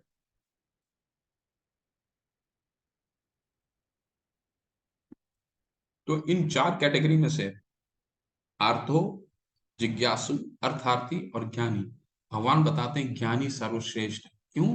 क्योंकि बाकी के जो तीन हैं ये कुछ ना कुछ अपने भौतिक आसक्ति के लिए, अपने स्वार्थ के लिए भगवान को पूजते हैं। ठीक है, हैं भगवान के भक्त भक्त ही, लेकिन ये इनको कुछ ना कुछ चाहिए, और जब इनको कभी कभी नहीं मिलता है तो ये भगवान को बोलते हैं, अरे ये तो नहीं मिला मुझे, अब ये भगवान होते भी हैं कि नहीं होते हैं। ठीक है, तो ये कैटेगरी से भगवान कह रहे हैं ज्ञानी जो होता है सर्वश्रेष्ठ है। क्यों सर्वश्रेष्ठ है? क्योंकि वो तो भगवान को सिर्फ जानने के लिए भगवान की भक्ति करता है। कुछ कुछ उसको ज्ञान ज्ञान है, और कुछ और भगवान को जानने का कोशिश करता है। अब उदाहरण के रूप में यूरोप में जब दूसरा विश्व युद्ध हुआ था, तो वहां के लोग जो थे बहुत ही भगवान के बहुत बड़े, जीसस क्राइस्ट के बहुत बड़े भक्त थे, चर्चेस जाते थे। लेकिन सबको जब उनके जो रिश्तेदार और संबंधी का जब मृत्यु हो गई वर्ल्ड वॉर 2 में, दूसरे विश्व युद्ध में, तो उन्होंने जाना बंद कर दिया। क्यों? क्योंकि इनके साथ कुछ दुर्घटना हो गया। तो कहने का तात्पर्य ये है, ये अगर ये जो भक्त हैं ये तीन कैटेगरी के हैं, तो इनको कभी कभी ऐसा लगता है कि इनको जो इनका फल प्राप्त नहीं होता है तो वो भगवान को त्याग देते हैं, है ना। लेकिन ज्ञानी जो है कभी भी भगवान को त्यागता नहीं है। क्यों? क्योंकि भगवान उसका स्वार्थ सिर्फ इतना ही रहता है कि वो भगवान के बारे में और जानने की कोशिश करता है। अब इसका कैरेक्टरिस्टिक और बाएं, भगवान ज्ञानी जो है इसके बारे में और भगवान क्या बता रहे हैं, बहुनाम जन्म नामन्ते ज्ञानवान प्रपद्यते, वासुदेव सर्वमिति सह महात्मा सुदुर्लभ। अनेक जन्म जन्मांतर के बाद जिसे सचमुच ज्ञान होता है, वह मुझको समस्त कारणों का कारण जानकर मेरी शरण में आता है। ऐसा महात्मा अत्यंत दुर्लभ होता है। अब ऐसे ज्ञानी को भक्ति प्राप्त करना कितना दुर्लभ है। तो देखिए, अब जो ये जो ज्ञानी है, ये भगवान का भक्त बनने में बहुत समय लग जाता है। कैसे? क्योंकि एक एक स्टेप चलता है ना। पहले तो वो भगवान के बारे में ज्ञान अर्जन करता है, फिर भगवान की पे आसक्त होता है, और फिर फिर परमात्मा का दर्शन करता है। परमात्मा का दर्शन करने के बाद भक्ति करते करते करते उसको बहुत समय लगता है। तो भगवान वही बता रहे हैं कि जो ज्ञानी है, ऐसे ज्ञानी को बहुत समय लग जाता है मुझ तक पहुंचते पहुंचते। ठीक है, तो ये यहाँ पे भगवान ने दो श्लोक ऐसे बोले हैं इस अध्याय में, जो भगवान बताते हैं कि मेरे पास पहुंचने में सिद्ध व्यक्तियों के लिए बहुत समय लगता है। पहला, मनुष्य नाम सहस्त्रेषु कश्चित् यतति सिद्धये, कि ऐसे बहुत करोड़ों मनुष्यों में कोई बिरला ही मुझे जान पाता है। अभी यहाँ दोबारा बोल रहे हैं, ये ऐसा जो ज्ञानी भी होता है उसको भी बहुत समय लग जाता है, बहुनाम जन्म नाम। ठीक है, अब भगवान जो है वो देवता पूजन के बारे में थोड़ा चर्चा करेंगे। तो जिनकी बुद्धि भौतिक इच्छाओं द्वारा मारी गई है, वे देवताओं के शरण में जाते हैं, और वे अपने अपने स्वभाव के अनुसार पूजा विशेष विधि विधान का पालन करते हैं। तो हम करते हैं ना अपने घर में, सुख संपत्ति घर आवे, कष्ट मिटे तन का, ऐसा करते हैं ना। तो भगवान बोलते हैं, यहाँ प्रभुपाद जी समझा रहे हैं, यहाँ पर भगवान समझा रहे हैं कि भगवान में हम जब सुख संपत्ति घर आवे, कष्ट मिटे तन का, ऐसा हम जब गाते हैं, तो ये हम कभी सिर्फ देवताओं के पास जाकर के इस तरह करने का कोशिश करते हैं। ठीक है, क्योंकि हमें करने की आवश्यकता नहीं है। हमारे बारे में जैसे तीसरे अध्याय में हमने 5वें अध्याय में पढ़ा था, सुहृदय सर्वभूताना, भगवान हमारे बारे में सब कुछ जानते हैं, हमारे कष्टों को जानते हैं, हमारे हर चीज भगवान हमारे बारे में जानते हैं। क्यों? क्योंकि हृदय से अर्जुन तिष्ठति, भगवान बोलते हैं कि मैं आपके हृदय में रहता हूँ अर्जुन, सभी के जीव के हृदय में रहता हूँ। तो हम भगवान एक सीसीटीवी कैमरा की तरह हमारे साथ रहते हैं हमेशा। तो हमारे कष्ट के बारे में नहीं जानेंगे, बिल्कुल जानते हैं।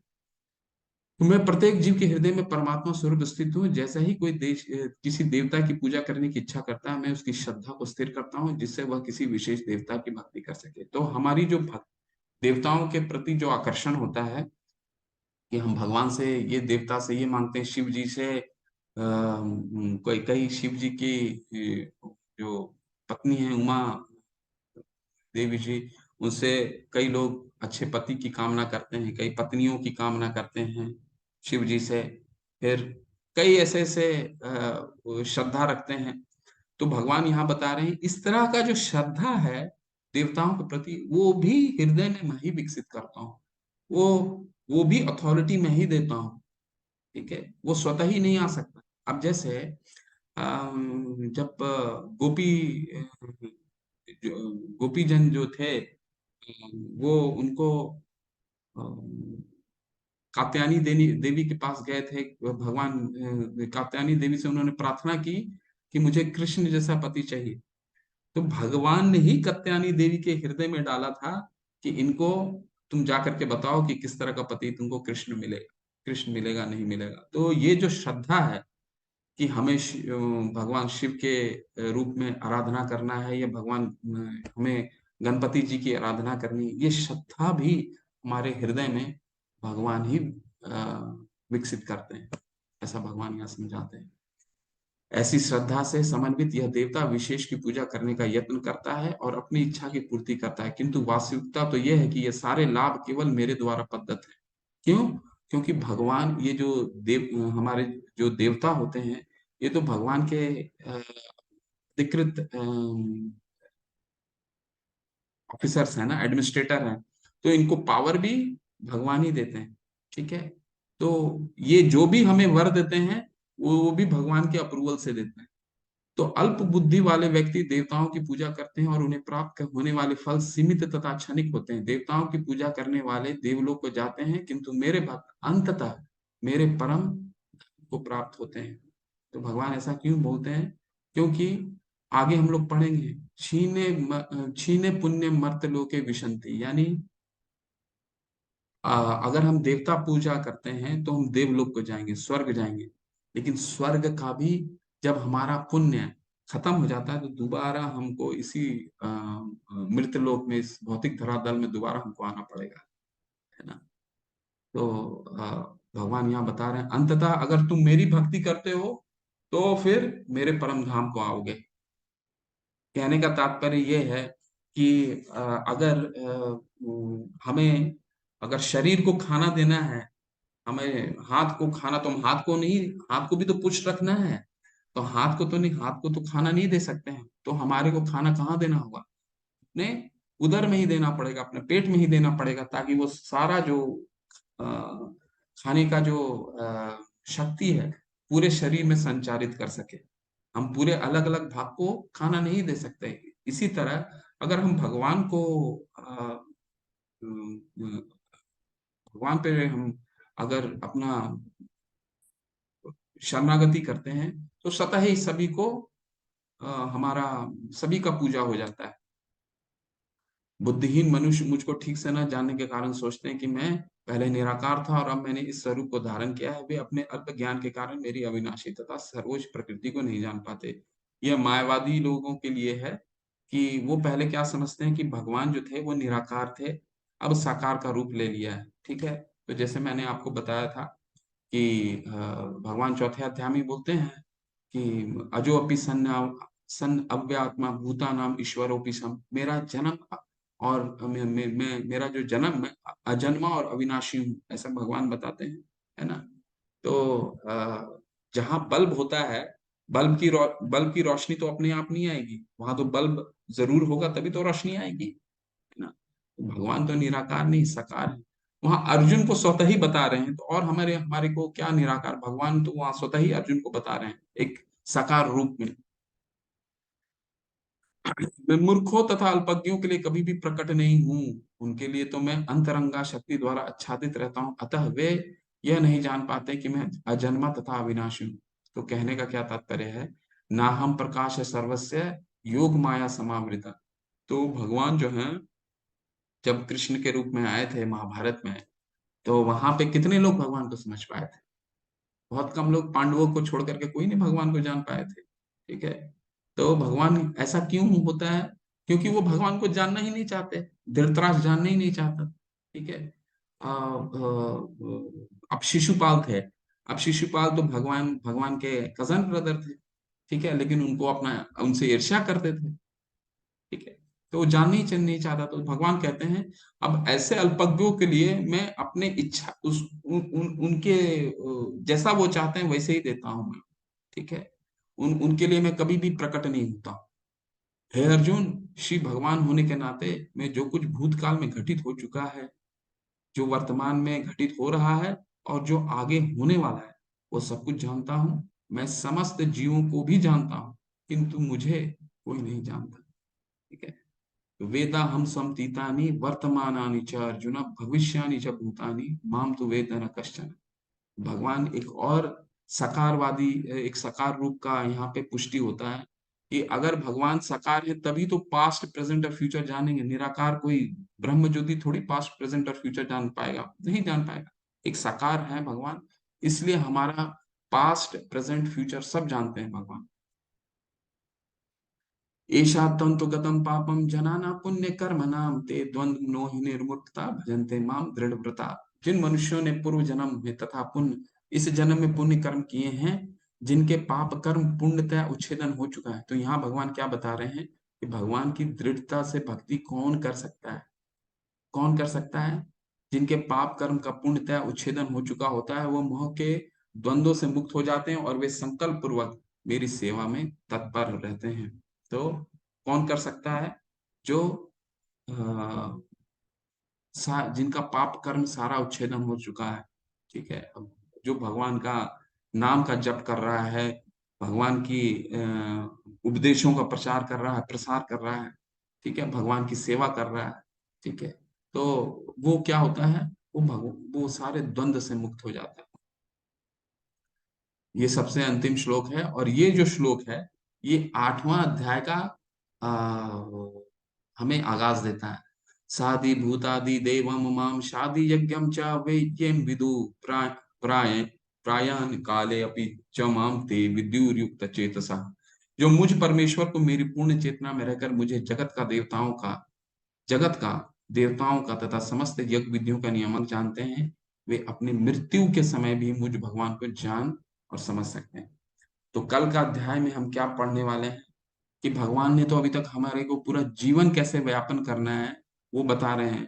ठीक है, तो गीता हमें सिर्फ जीवन कैसे व्यापन करना वो भी वो केवल वो नहीं बताता है। भगवान हमें ये भी बताते हैं कि जो हमारा जब जीवन काल खत्म होगा, जो सबसे जीवन का सबसे बड़ा परीक्षा है, जिसको कब आने वाला है किसी को नहीं मालूम, तो उसकी तैयारी कैसे करनी है वो कल के अध्याय में बहुत अच्छे से समझाते हैं। ठीक है, वो कौन सा है जो हमें सबसे भयभीत करता है, तो भगवान इस तरह समझाते हैं कि हमारा सारा भय निकल जाता है। ठीक है, वो क्या है? वो है मृत्यु। तो 5वें 7वें अध्याय में भगवान क्या बता रहे हैं? ये 7वां अध्याय विशेष रूप से बताता है कि कोई किस प्रकार से पूर्णतया कृष्ण भावना में भावित हो सकता है। ये बहुत सुंदर अध्याय है, बहुत इसमें समझाने का है, लेकिन 1 घंटा जो है बहुत कम पड़ जाता है इसमें समझाने के लिए। कृष्ण भावना का शुभारंभ ऐसे व्यक्तियों के सानिध्य से होता है जो कृष्ण भावना भावित होते हैं। ऐसा सानिध्य आध्यात्मिक होता है और इससे मनुष्य प्रत्यक्ष भगवान के संसर्ग में आता है और भगवत कृपा से वह कृष्ण को भगवान समझ सकता है। भगवान ने अपनी शक्तियों का यहाँ पे उजागर किया। 2 शक्तियां हैं भगवान की। भगवान अपने ऐश्वर्य के बारे में बताते हैं। ठीक है, तो भगवान ये भी बताते हैं कि मैं ये तुम अगर इस प्रकृति में बंधे हुए हो तो इसको निकल कैसे सकते हो, तो मैं ही तुमको निकाल सकता हूँ। ये प्रपदन्ते नराधमा देवी ही ऐसा गुणमयी मम माया दुरत्या माम एव ये प्रपदन्ते माया में ताम तरंती थे। और कोई नहीं निकाल सकता, मैं ही निकाल सकता हूँ। साथ ही वह जीव के वास्तविक स्वरूप को भी समझ सकता है और यह समझ सकता है कि किस प्रकार कृष्ण को भुलाने से वह प्रकृति के नियमों द्वारा बद्ध हुआ है। वह यह भी समझ सकता है कि मनुष्य जीवन कृष्ण भावना मृत को पुनः प्राप्त करने के लिए मिला है, अतः इसका सदुपयोग परमेश्वर की अहेतु की कृपा प्राप्त करने के लिए करना चाहिए। तो हमारा जीवन प्रभुपाद जी क्या बता रहे हैं कि हमें समझना है जो हम में और पशु में क्या अंतर है। धर्म ही तेषम अधिक विशेष हो। तो धर्म का पालन करना ही इस मनुष्य जीवन का जो 84 लाख योनि के बाद हमें प्राप्त होता है। तो ये जो शरीर हमें प्राप्त हुआ है, ये इसी कार्य के लिए प्राप्त हुआ है, इसी उद्देश्य के लिए प्राप्त हुआ है। हरे कृष्ण। इसका सारांश हम लोग कल देखेंगे। हरे कृष्णा। इसके साथ ही ये अध्याय समापन होता है। हरे कृष्णा।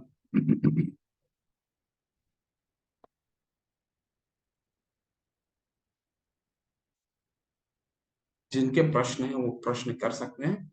जिनको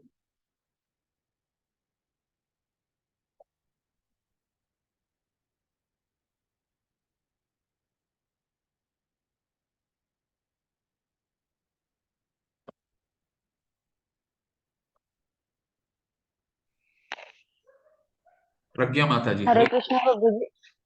जी जी, हरे कृष्णा माता जी, बोलिए। प्रभु जी, आप परा और अपरा शक्ति या बहिरंगा शक्ति के बारे में एक बार फिर से बता देंगे कि कौन कौन सी होती है? हम्म। अपरा शक्ति जो होती है, अ, बहिरंगा शक्ति जो ये हम प्रकृति में जो है, जिसके कारण ये भौतिक जगत है, वो है पांच पंचभूत इसको बोलते हैं। वो कौन सा है? पृथ्वी, जल, अग्नि, वायु और आकाश। इसको पंचभूत बोलते हैं। और तीन है जी। सूक्ष्म, ये स्थूल तत्व हो गए। और तीन है सूक्ष्म तत्व, मन, बुद्धि और अहंकार। ये हो गए हैं अपराशक्ति। और पराशक्ति क्या है? जी। जीव, हम जो जीव हैं, ये भगवान की हम्म। पराशक्ति है और भगवान की आध्यात्मिक शक्ति है। भगवान तो आध्यात्मिक है, तो हम जो जीव हैं, भगवान की आध्यात्मिक शक्ति। ठीक है। तो ये दो शक्तियां जो हैं, ये एक तो बहिरंगा शक्ति है, और एक है जिसको अपरा शक्ति भी बोलते हैं, और एक है पराशक्ति, जो भगवान की आध्यात्मिक शक्ति है या जीव है। और ये जो जीव है, ये जब अपरा शक्ति का विदोहन करती है, तो ये प्रकृति चलायमान होता है, ये प्रकृति एक्टिव होती है। ठीक है। ये प्रकृति तभी एक्टिव होती है जब जीव जो है इसका विदोहन करना शुरू करता है। ठीक है। तो इसको अभी इतना समझने का प्रयास। जी। जी प्रभु जी। हरे करें। कृष्ण।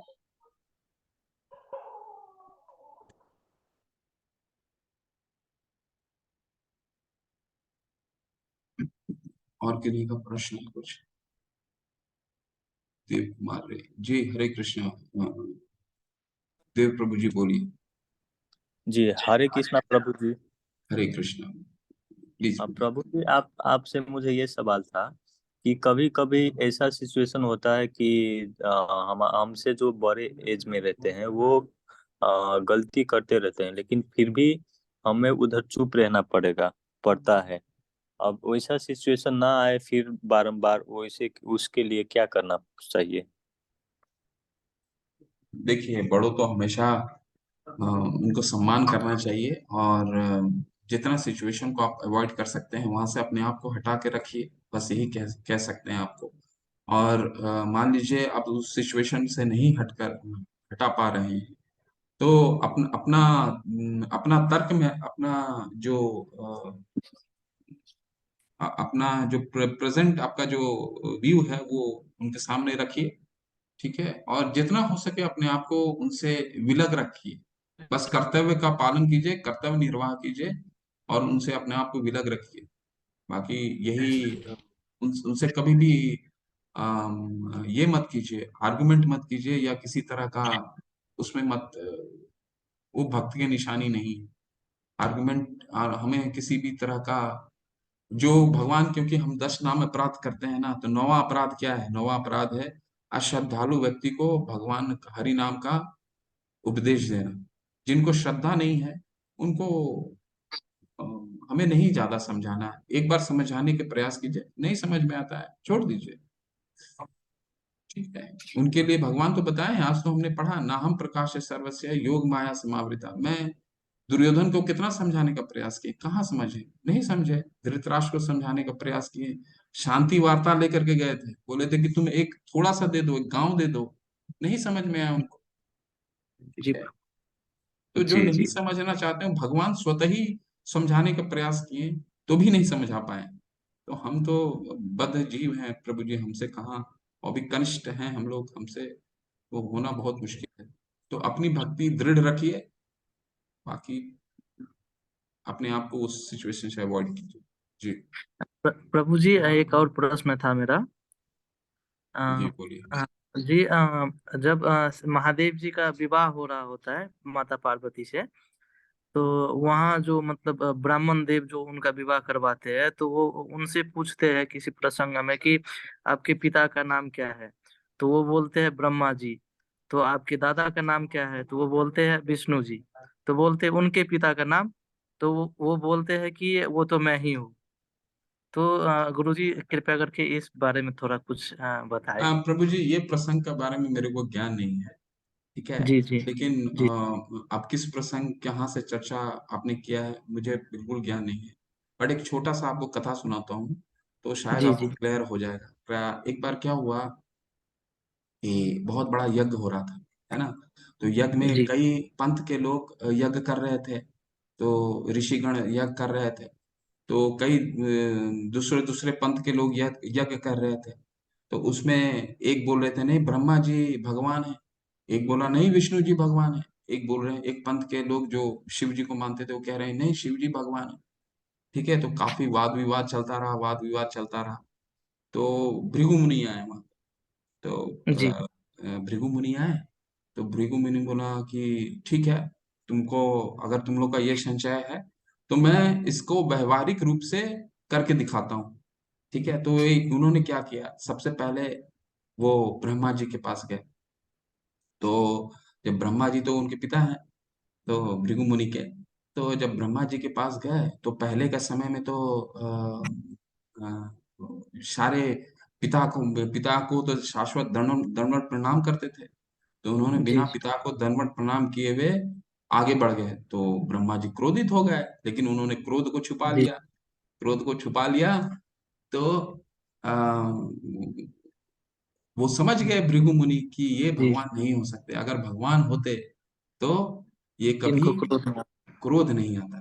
ठीक है। जी फिर वहां से वो गए शिव जी के पास। अब शिव जी तो उनके भाई हुए। अब वो बहुत दिन के बाद उनसे मुलाकात हुआ तो वो बहुत ही खुश हो गए शिव जी।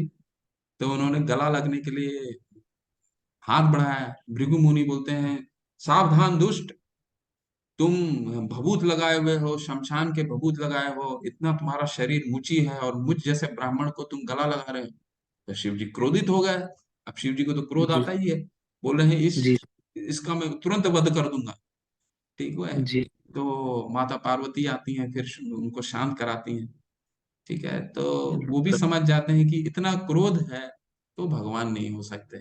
फिर जाते हैं वो वैकुंठ धाम जहाँ भगवान विष्णु लेटे हुए रहते हैं। तो जाते ही उन्होंने उनके छाती पर पैर मारते हैं, करके मारते जी हैं।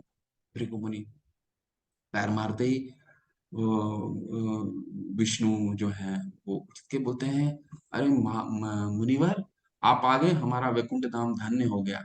ठीक है। जी। और जहाँ लक्ष्मी जी वास करती हैं आपने वहीं चरण दिया, इससे मेरे लिए सौभाग्य की बात नहीं हो सकती। तो भृगु मुनि के आंख में बिल्कुल आंसू आ गए। बोले कि इनसे यही भगवान है जिनको, जो सबको आदर के रूप में देखते हैं, जिनके मन में हमेशा करुणा और दया है। तो भगवान को पहचानने का एक ही तरीका हो सकता है। अभी क्योंकि क्या है प्रभु जी, हम आपस में वाद विवाद प्रतिवाद को भी वो पढ़ के आता है कुछ, वो पढ़ के आता है कुछ, वो पढ़ के आता है जी कुछ। तो हम ये वाद विवाद में फंसे रह जाते हैं और फिलॉसफी को भूल जाते हैं। ठीक है। तो भगवान हमें गीता के माध्यम से फिलॉसफी समझाने का प्रयास कर रहे हैं। तो हम आप सबसे हमारी प्रार्थना है कि हमें फिलॉसफी को पहचानना बहुत इंपॉर्टेंट है, बहुत इंपॉर्टेंट है। क्यों क्यों क्योंकि हम फिलॉसफी जब पहचान लेंगे तब हम भगवान को अगला हमारा स्टेप होगा भगवान कौन है वो जानना। पहले भगवान जी। हमें क्या समझाने का प्रयास कर रहे हैं, इस जीवन को कैसे हमें सुधार करना है, वो प्रयास कर रहे हैं, वो हमें सीखना है। अगर वो सीख लिए, वो हमारा पहला पड़ाव होगा। जैसे गीता क्या कहता है, आध्यात्मिक जीवन का स्कूलिंग है। और ये जी जब हम स्कूलिंग कर लेते हैं तब हम ग्रेजुएशन जाते हैं। ग्रेजुएशन क्या है, भागवता में। वो क्या है, जी। जहाँ भगवान का लीलाओं का वर्णन है। ठीक है। तो जी वहां हम समझते हैं कि भगवान किन किन अवतार में आए थे, क्या क्या लीला उन्होंने किया।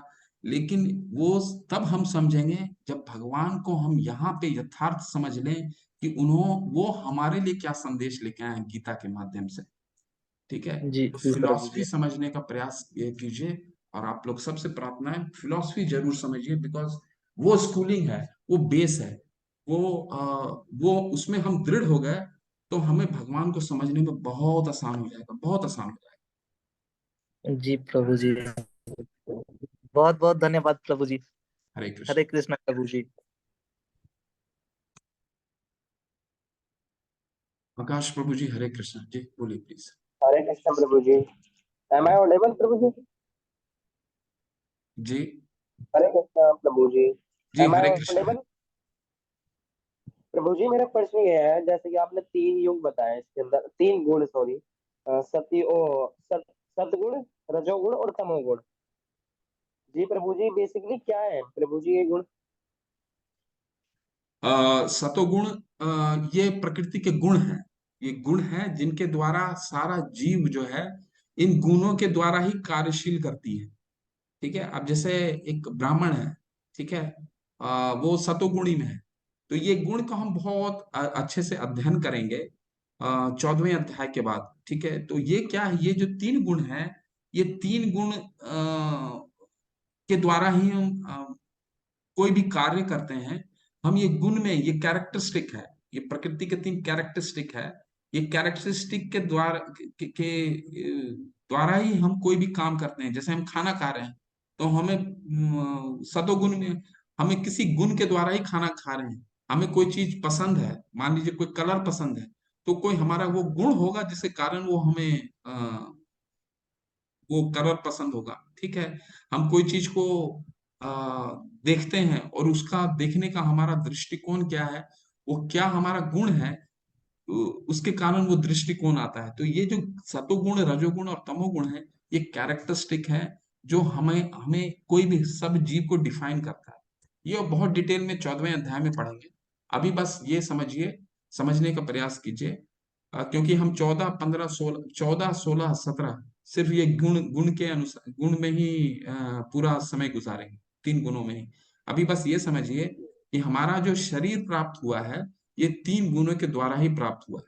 ठीक है, तो बस इतना समझिए। और हम ये 3 गुणों द्वारा बंधे हुए हैं। ठीक है, जी प्रभु जी, हरे तो कृष्ण। विशेष चर्चा करेंगे हम 14, 16 और 17 अध्याय में, आपको और अच्छे से समझाएंगे।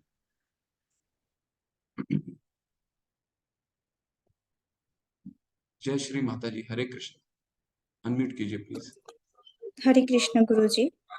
मैं बोलना चाहती थी कि अपने मन को कैसे नियंत्रित करें पिछले इतना होने। तो कल का अध्याय था माता जी, इस पे बहुत अभ्यास करना होगा। हरे कृष्ण महामंत्र कीजिए, एक एक माला कीजिए। ठीक है, और माला बहुत ही, माला से स्टार्ट कीजिए, बहुत ही महत्वपूर्ण है, वो सबसे स्टार्टिंग पॉइंट है। और उसको बार बार करते रहिए, एक एक माला अच्छे से करिए, सुन सुन के कीजिए। ठीक है, मॉर्निंग में जल्दी उठिए। ठीक है, जल्दी उठिए। एक छोटा सा कहानी बोल देता हूँ आपको, और अच्छा से समझ में आएगा। एक बार क्या हुआ, एक टीचर गई अपने क्लास में, तो एक ग्लास में पानी भर के गई। ठीक है, तो क्लास में पानी भर के गई, तो आधा ग्लास भरा हुआ था। तो बोली कि अच्छा एक प्रश्न करती हूँ, आप उत्तर दीजिए स्टूडेंट्स को। तो बोलती, अच्छा ये बताइए कि ग्लास भारी है कि हल्का है, जबकि आधा पानी भरा हुआ था। तो उसमें से पहला बच्चा उठ करके बोलता है कि मैडम ये ग्लास बहुत भारी है। बोला अच्छा कैसे, क्योंकि इसमें खाली गिलास आपने पानी भर रखा है ना। बोला ठीक। दूसरा बच्चा खड़ा होता है, वो बोलता है कि नहीं मैडम ये बहुत हल्का है, क्योंकि आधा तो सिर्फ आधा ही भरा है, आधा तो खाली है, हल्का है। लेकिन तीसरा बच्चा बोलता है कि मैडम ये जितना देर तक आप ऊपर उठा कर रखेंगे ग्लास, उतना ही ये भारी होता जाएगा, आपको पेन होने लगेगा। तो होता क्या है माता जी, हम अपने जीवन में अपने मन में जितना ईर्ष्या, कोई पास्ट प्रेजेंट कोई घटना को जितना देर अपने दिमाग में रहते हैं, वो बार बार हमारे मन को विचलित करते रहता है। और हमारा जो मन है वो भारी हो जाता है, जैसे एक ग्लास को हम ऊपर उठा के रखते हैं, उस तरफ भारी हो जाता है। ठीक है, तो इसको हमको क्या करना है, ये जब हरे कृष्ण महामंत्र करते हैं हम, तो ये जो हमारे मन में ये सब जो चिंताएं रहती हैं, ये धीरे धीरे, क्योंकि ये साउंड इतना ट्रांसेंडेंटल साउंड है, ये धीरे धीरे धीरे कर करके आपकी इन चिंताओं को हटा देता है। ये अपने आपके मन में वो घर करने लगता है और आप धीरे धीरे शांत हो जाते हैं।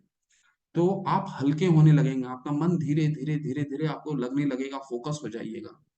तो कृपया आपसे एक रिक्वेस्ट है कि एक माला जरूर कीजिए, क्योंकि आपको धीरे धीरे क्या, इसके जो साउंड है, वाइब्रेशन इतनी स्ट्रांग है, इतनी शक्ति है इस माला साउंड में, कि आपका जो चिंता को है वो धीरे धीरे वो रिप्लेस करता जाएगा। जो हम बहुत देर देर तक रखते हैं ना अपने दिमाग में, वो हटाता जाएगा, हटाता जाएगा, हटाता जाएगा।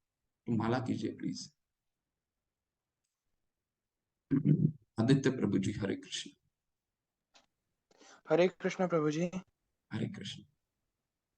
प्रभु जी, हम खुद के दिल में, आपने बताया कि हमारे दिल में परमात्मा का वास होता है, तो हम उस दिल में परमात्मा का अनुभव कैसे कर सकते हैं?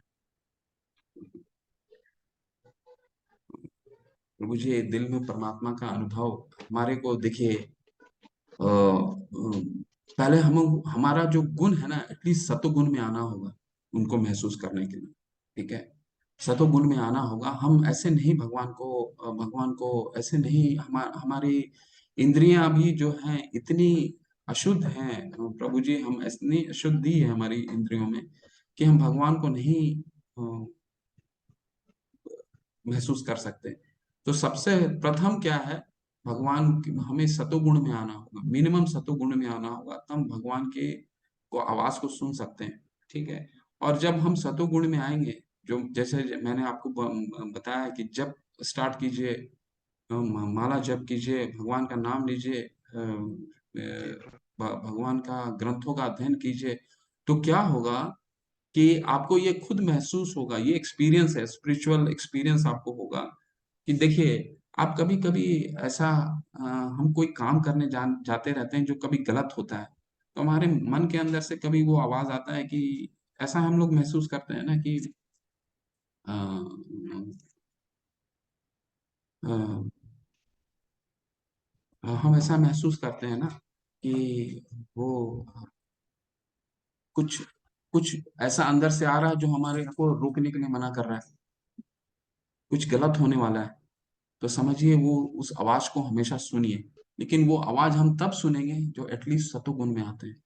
ठीक है, तो कोशिश कीजिए कि कुछ नियमों का पालन कीजिए। जैसे आप जप माला जरूर कीजिए प्रभु जी, अगर भगवान की आवाज को सुनना है तो जप जरूर कीजिए। आपको अंदर से कुछ ना कुछ महसूस जरूर होगा कि क्या हमारे लिए, क्या मैं गलत कर रहा हूँ, क्या मैं सही कर रहा हूँ। आपको ये अंदाजा होगा, ये एक्सपीरियंस है प्रभु जी, ये एक दिन में नहीं हो पाएगा, बट अभ्यास करते रहना होगा आदित्य प्रभु जी। अभ्यास कहीं ना कहीं से शुरू कीजिए और आपको ये एक्सपीरियंस होगा। ये शक्ति, आध्यात्मिक शक्ति बढ़ाइए थोड़े, भगवान का फिलॉसफी को थोड़ा सा पढ़ने का और समझने का प्रयास कीजिए। जी। प्रभु जी, एक और प्रश्न था कि कई बार सतोगुणी लोगों में भी हम लोग अहंकार देख सकते हैं। तो हम परमात्मा की आवाज और अहंकार की आवाज में कैसे फ़र्क करें? बहुत सुंदर प्रश्न, बहुत सुंदर प्रश्न है। देखिए, सतोगुण में तो अहंकार आ ही जाता है। क्यों? क्योंकि उसमें सुख संगेन ज्ञान संगेन चानघा, यानी दो चीजों का उसमें ज्ञान और सुख से प्रकाशित होता है। वो उसमें ज्ञान बहुत होता है और ज्ञान के कारण से सुख का अनुभव करता है, वो बहुत प्रकाशित होता है। लेकिन सबसे उत्तम विधि क्या है प्रभु? सबसे उत्तम विधि है कृष्ण भावनामृत। कृष्ण भावनामृत में आपको सतोगुण अलग से प्रैक्टिस करने की आवश्यकता ही नहीं है। क्यों? क्योंकि आप यहाँ पे क्या कर रहे हैं? आप यहाँ भगवान के लिए सारा कार्य कर रहे हैं, आप अपने आप को बिल्कुल समर्पित कर दिए हैं। ठीक, आप एक नॉर्मल हैं, आप भगवान सुबह उठते हैं, भगवान का जप करते हैं, भगवान का पूजा अर्चना करते हैं। ठीक है, पूरा जप कंप्लीट करते हैं, भगवान को भोग अर्पित करते हैं। ठीक है, भोग अर्पित करके उनका सेवन करते हैं। तो आपका जो भगवान की जब सेवा, आपको ये महसूस हो जाता है कि आप भोक्ता नहीं है, आप भगवान के दास हैं। ठीक है, आप अपना स्वरूप पहचानने लग जाते हैं कि आप भगवान के दास हैं, तो आपका अहंकार स्वतः ही धीरे धीरे धीरे धीरे, जो फॉल्स ईगो है, अहंकार दो तरह का होता है प्रभु, एक होता है फॉल्स ईगो जिसका आप बात कर रहे हैं, एक होता है अहंकार। ये अहंकार किस चीज का, कि हम भगवान के दास हैं। ठीक है, हम तो अपने कंपनी में रहते हैं तो बोलते हैं कि नहीं, हम गवर्नमेंट सर्वेंट हैं। ठीक है, सरकारी नौकर हैं। तो सरकार के नौकर में अपने आप में बहुत ही गर्व महसूस करते हैं, लेकिन हम भगवान के दास बनने में उतना गर्व महसूस नहीं करते। ठीक है, जब हमको अंदर से ये महसूस हो जाएगा कि हम भगवान के दास हैं, तो आपका अहंकार बिल्कुल खत्म हो जाएगा। दास का भाव आना बहुत जरूरी है, बहुत बहुत आवश्यक है। और वो दास का भाव कब आएगा, जब जब हम में सेवा का भाव उत्पन्न शुरू होगा। तो कोशिश कीजिए सेवा करने की। जिस तरह से सेवा कर सकते हैं, भगवान का नाम सबसे सबसे उच्चतम विधि है, भगवान का नाम लेना शुरू कीजिए, और स्वतः ही धीरे धीरे धीरे आपको ये सेवा का भाव आने लग जाएगा। ठीक है, और हमें सतोगुणी नहीं बनना है, हमें कृष्ण भावनामृत बनना है। ठीक है, तो कृष्ण भावनामृत बनने का प्रयास कीजिए, भगवान का नाम का जप कीजिए, उनके ग्रंथों का अध्ययन कीजिए। ठीक है, ये बेसिक स्टेप है, अध्ययन चला, आपका अहंकार चला जाएगा प्रभु। जी प्रभु जी। प्रभु जी, एक अंतिम प्रश्न है कि हम लोग जब दूसरे को देखते हैं तो कई बार उनकी बुरी क्वालिटीज के ऊपर हमारी नजर पड़ती है। तो हम उन सबके दिल में परमात्मा है, तो हम उनको भी परमात्मा का ही अंश के रूप में कैसे देख सकते हैं? तो भगवान तो बता रहे हैं ना कि कल ही पांचवें अध्याय में हमने पढ़ा था ना, विद्या विनय संपन्न ज्ञान ब्राह्मणी कवि हस्तनी। देखिए, भक्त का सबसे बड़ा लक्षण क्या होता है, छिंदोवेशन नहीं करता है। छिंदोवेशन मतलब त्रुटियां नहीं निकालता दूसरों में। ठीक है, अब त्रुटियां होंगी, सब में, हमें भी त्रुटियां हैं, आप में भी त्रुटि होगी, मैं हमारे में बहुत त्रुटियां हैं। ठीक है, त्रुटियां निकालना, अब जैसे मक्खी है। ठीक है, मधुमक्खी जो है, या तो घाव में भी बैठ सकता है, या फल के रस में भी, फल के नेक्टर में भी बैठता है। ठीक है, ये उस मधुमक्खी का चॉइस पे डिपेंड करता है कि वो घाव में बैठना पसंद करेगा, या फिर एक फ्लावर के नेक्टर में। तो हमको छिंदोवेशन नहीं निकालना है, किसी में अवगुण नहीं निकालना है। अवगुण रहेंगे प्रभु जी, अवगुण सब में है। अवगुण, अगर हम उसको अवगुण को, भक्त का ये निशानी नहीं, अवगुण निकालने का मतलब ही नहीं, मत अवगुण देखिए, सिर्फ गुण देखिए। और मान लीजिए आप नहीं देख पा रहे हैं कुछ उसमें गुण, तो वहां से अपने आप को हट जाइए, बिल्कुल निकल जाइए, अवॉइड कीजिए उस चीज को। ठीक है, लेकिन छिंदोवेशन नहीं देखिए, किसी में छिंदोवेशन नहीं करना है। भगवान आगे हमें भक्त के कैरेक्टरिस्टिक भी बताएंगे, क्या क्या कैरेक्टरिस्टिक है। ठीक है, तो छिंदोवेशन जिसको बोलते हैं दोषारोपण, किसी में दोष देखना, त्रुटि देखना, वो नहीं देखना है हमें। त्रुटि मत देखिए, और अगर दिख रहा है, बहुत प्रोमिनेंट हो गया है, तो उस सिचुएशन से वहां से निकल जाइए, अवॉइड कीजिए। जी प्रभु जी, धन्यवाद। हरे कृष्ण। निताय गौर हरि बोल। और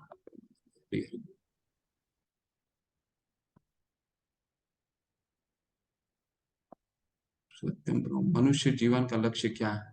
सत्यम कुमार प्रभु जी, मनुष्य जीवन का लक्ष्य है भगवान की, ईश्वर की सेवा करना। देवी देवताओं की पूजा करना क्या निरर्थक है? नहीं, देवी देवताओं की पूजा कीजिए, लेकिन उनसे सिर्फ भगवान की भक्ति मांगिए, क्योंकि वो भगवान के सबसे बड़े भक्त हैं, वो बहुत बड़े भक्त हैं। वो भक्ति मांगिए, हनुमान जी से भगवान राम की भक्ति मांगिए, बहुत प्रसन्न होंगे। भगवान शिव से भगवान विष्णु, भगवान कृष्ण की भक्ति मांगिए, बहुत प्रसन्न होंगे, क्योंकि हर समय वो पार्वती माँ को भगवान का ही गुणगान करते हैं। ठीक है, पूजा किनकी करनी चाहिए? पूजा आप सिर्फ भगवान की कीजिए, और सबको आदर कीजिए। भक्त का वही निशानी है कि हमारे लिए कोई किसी के साथ, हमारे लिए सब आदरणीय है। देवता आदरणीय है, क्योंकि देवतुल्य पुरुष है वो, तो देवतुल्य है वो। ठीक है, भगवान का सेवा बहुत बड़े भक्त हैं, तो उनसे हमें भगवान की भक्ति मांगनी है, और पूजा भगवान की करनी है। ठीक है, और किसी का कोई प्रश्न है?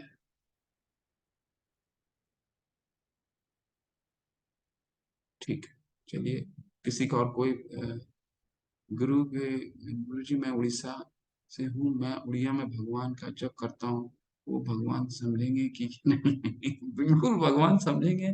भगवान भाषा थोड़ी समझते हैं। भगवान हमारे हृदय में है। भगवान हमारा प्रेम देखते हैं प्रभु जी, भाषा नहीं समझते हैं। उड़िया, हिंदी आप भगवान का नाम लीजिए, किसी भी भाषा में लीजिए, भगवान हमारा प्रेम देखते हैं। ये भाषा क्या है? भगवान ने ही तो दिया है हमें, बोलने की शक्ति भगवान ने दी है। तो भगवान तो सब कुछ सब समझते हैं, भगवान तो सब भाषा।